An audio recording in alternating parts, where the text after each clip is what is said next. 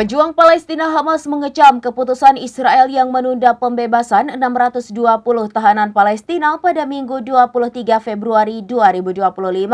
Penundaan tersebut dinilai sebagai upaya Israel untuk mempertahankan gencatan senjata yang tengah berlangsung di Gaza.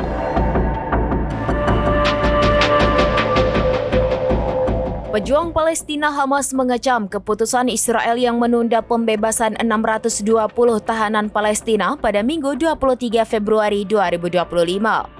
Penundaan tersebut dinilai sebagai upaya Israel untuk mempertahankan gencatan senjata yang tengah berlangsung di Gaza. Gencatan tersebut resmi disepakati pada Minggu 19 Januari 2025. Penundaan tersebut akan berlangsung hingga pemberitahuan lebih lanjut. Sebelumnya, Israel menyatakan penundaan pembebasan 620 tahanan Palestina dan Hamas memenuhi persyaratan tertentu. Menurut kantor Perdana Menteri Benjamin Netanyahu, Israel menunggu kepastian pembebasan sandera berikutnya sebelum melanjutkan pembebasan. Adanya penundaan pembebasan tahanan tersebut memicu keraguan masa depan gencatan senjata.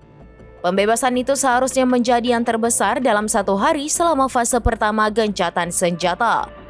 Diketahui penundaan pembebasan itu terjadi seusai 6 sandera Israel berhasil dibebaskan pada Sabtu 22 Februari 2025.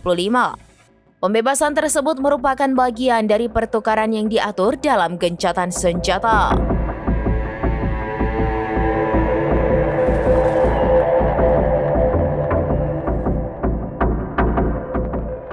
Demikian informasi terkini Syedara Lon. Saksikan terus informasi lainnya. Jangan lupa like dan share seluruh akun serambinews.com.